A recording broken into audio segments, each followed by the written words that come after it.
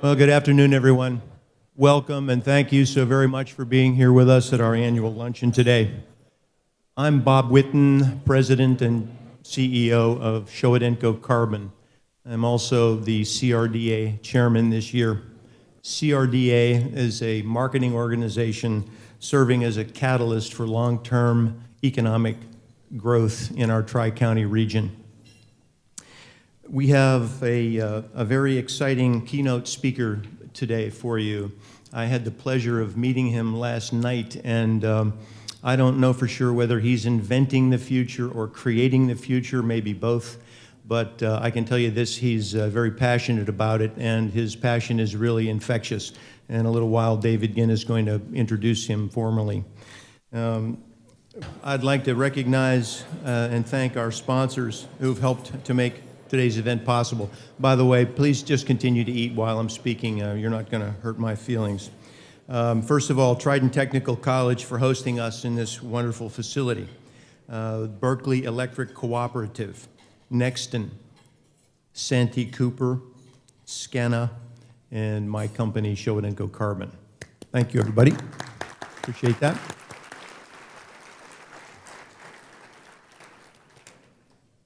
We also have a number of elected officials joining us today, and I'd like to take a moment to recognize each of them. If you would, please hold your applause until I've finished. This part of an event like this is always a little dangerous. You know, I don't want to miss anybody. I'll do my best. From the South Carolina State Senate, Senator Sean Bennett. Where are you, Sean? Okay. And from South Carolina House of Representatives, we have Joe Danning and Eddie Southard. Berkeley County, Dan Davis, County Supervisor and County Council Chairman. From Charleston County, we have Councilwoman Colleen Condon, Councilman Elliott Summey, maybe not, and from Dorchester County, Council Chairman Bill Hearn, and Council Members George Bailey. I didn't see George earlier. Jay Byers, I saw Jay. Okay, there's George. Hi, George. David Chinnis, I saw David also, and Willie Davis. Okay. From the town of Somerville, Mayor Bill Collins. I know Bill's here. Well, Mayor. Councilman Aaron Brown.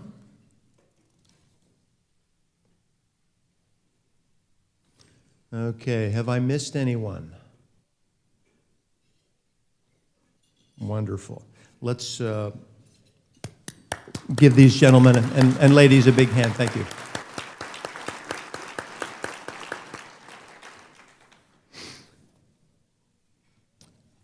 CRDA, as you probably know, is a nonprofit organization, and that means obviously we don't generate profit or income. We rely on your support to drive our research and marketing, business attraction programs, and without your investments, the work of the CRDA would really not be possible. So I would really like to thank you so very sincerely to our three county governments, more than 90 businesses and municipalities and other organizations that have stepped up to ensure that our region can compete successfully for new high-value business investments. I'd also like to especially recognize our 16 Economic Leadership Council investors for their generous support and leadership at the highest level.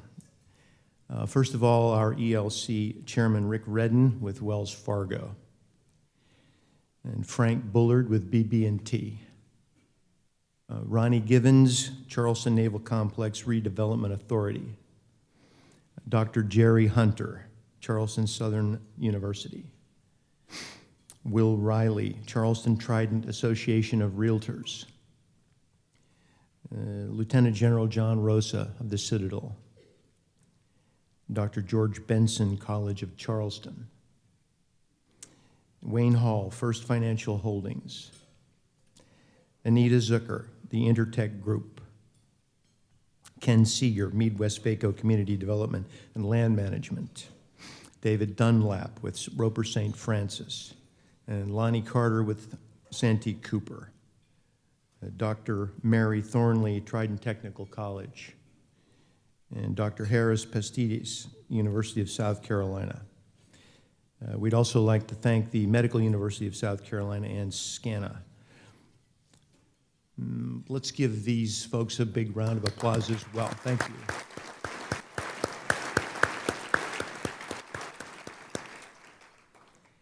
And my last order of business, finally, I'd like to ask David Ginn, our CRDA President and CEO, here to the lectern to outline CRDA's strategic direction and to introduce today's speaker. Thank you very much.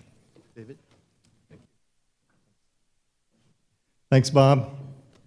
I don't want to step on my chairman's toes, but I did walk in by Mayor Heitzler over here somewhere. I think we missed you, so Mayor Heitzler, thank you for being here too. Anybody else do we miss? Because it is dangerous when I ask the chairman to come up here and hit all the elected officials. I don't see any hands. So, Bob, thank you for welcoming us. And thank all of you for coming today. I'm privileged to serve, as some of you know, as your president of the Charleston Three-County Regions Economic Development Organization, the Charleston Regional Development Alliance. We're an organization that serves as a catalyst for long-term, sustainable economic growth in our three-county region. I'm very thankful every day. It may sound trite, cliche, but it's one of those jobs that is just a blessing to have. And I feel fortunate, as I was telling our guest speaker, you not only feel privileged, if you're me, to do this job and be supported and energized by the top elected academic and business leaders in the market, many of whom I see out here, but we've got a great product to sell. Sounds like another cliche, but we were just agreeing at our table, every community in the country is not growing at 3 times the national average in population. Many are losing population. So I guess that's all to say I'm truly grateful to be here with a mission of building a sustainable, globally competitive regional economy that honestly could not be possible without all of you leaders and investors in the room, many of whom Bob just recognized. So thank you all very much for being here. We've also been very thankful over the past fiscal year through today, really, or this week, to announce 8 competitive economic development projects in the three-county region, including last week's announcement of American Tactical Imports locating its headquarters and operations in Dorchester County. These commitments represent more than 760 new jobs and $700 million in new capital investment. Overall, our region's economy is performing better than the state and better than the U.S., and continues to strengthen really after the launch, I would argue, in 2011 of Opportunity Next, our region's economic development strategy. It gives us that guiding roadmap, so to speak, and our guest speaker was just complimenting me on your behalf for having that, for following it, for using it to decide where to go, how to spend money, who to host, and what you're targeting, because you can't target everything.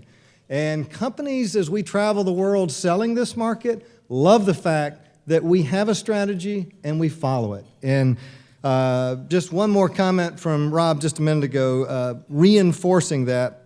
I think that's a big plus for our region, and you all support me and our team in allowing that to happen. So I'm very thankful for that.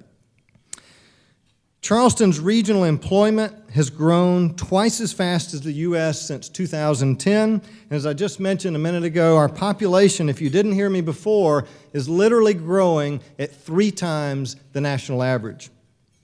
And all of the region's 15,500 jobs lost in 2009 through the recession were recovered by the third quarter of 2012 as verified by the Brookings Institution and other government agencies. So the question is, how in the world can you sustain as a community in a region, how do you sustain this level of quality growth and success relative to the nation and the world? especially in the time of a transition our market's under with those pressures of population growth, the requirements for transportation infrastructure and educational improvements, etc. So that's the question. And my simple but powerful, I think, response is that we must be aggressive, focused, and strategic. Same points I just made. You've got to follow the roadmap. This guy right here, Steve Warner, helps us in our organization drive it. I see Brian Derryberry. He has his roadmap, and he's driving it, but we're all aligned around a broader strategy that's targeted and globally competitive. At this point, I'd like to shift a little. I'd like to take a point of personal privilege and share a story I recently learned from one of our Charleston Regional Development Alliance's board members, Tom Penny, president of LS3P Architects. Specifically, I'd like to recognize the foresight and long-standing contributions of a very special man, a visionary leader who guided the early growth and development of the Charleston County Aviation Authority. Mr. William Craver, Jr. was chairman of the authority's board for 18 years between 1971 and 1988 and was instrumental, along with his colleagues, in the building of the current Charleston International Airport, which was dedicated to him when it opened in 1985. Previously, leading up to the late 1970s, if those of you that were here, you're going to know it. For those of us that were not, I came in 1993, so I did not know this story. But the airport was located on 163 acres of land. However, with Mr. Craver's vision and leadership, an additional 1,300 acres was secured from the Georgia Pacific Company, which he argued, and I'm sure it wasn't easy. I wasn't there, but I just know how these debates go. Extra money for what? Don't have a specific purpose. But he argued we need to have opportunities for future possibilities. Don't know exactly what they are, but we need opportunities. And don't want to limit the aviation authority. This is kind of how I've heard it. As they say about the folks who built the ancient cathedrals by hand, sometimes, as you all remember reading, sometimes taking 25 to 50 years to build these great cathedrals in Europe and around the world. And these folks might not even see the finished fruits of their labor because it took so daggum long. But cathedral leadership is about building for future generations.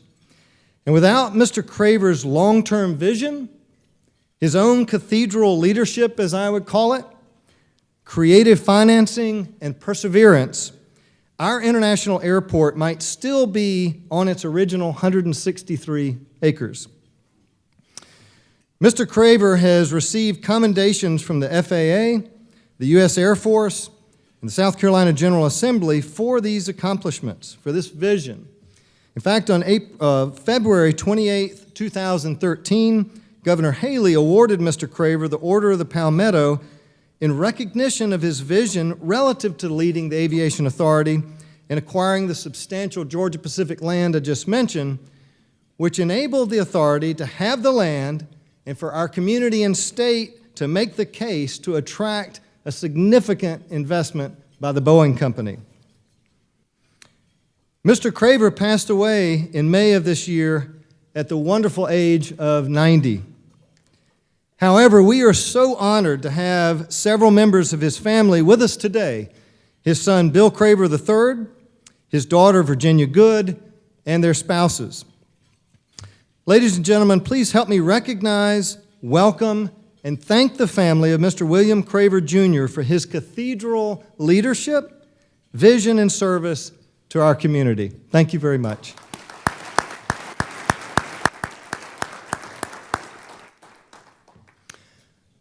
Thank you all for being here. The final order of business is to introduce and welcome our keynote speaker. Economic development today is all about global competitiveness.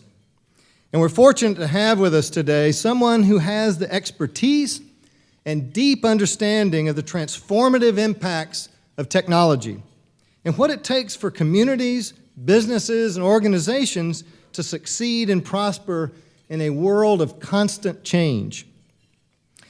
For more than 20 years, Robert Tercek has served in executive leadership roles at major media companies, including Sony Pictures Entertainment, MTV, and most recently as president of digital media at the Oprah Winfrey Network. He was named one of the 25 executives to watch by Digital Media Wire in 2009 and provides strategic insight and advice to many companies seeking to enter the networked entertainment world and market, including Nokia, Motorola, MSN, Sony Computer Entertainment, and the Anthony Robbins Companies. He co-founded 5 startup ventures, serves as an advisor to a number of other startups, and is a professor at the University of Southern California's School of Cinema and Television. An enthusiastic advocate of the future of media and entertainment, Mr. Tercek has been a featured speaker at the Sundance Film Festival, South by Southwest in Austin, the Tokyo Game Fair, the Austin Game Conference, and MIT's Future of Entertainment Summit. In 2008, Mr. Tercek was named a Fellow of the Royal Society for the Arts in recognition of his achievements in social media for the benefit of society. He's lived and worked throughout Europe, Asia, and the Americas, and currently resides in Los Angeles, California. Ladies and gentlemen, please help me welcome Robert Tercek.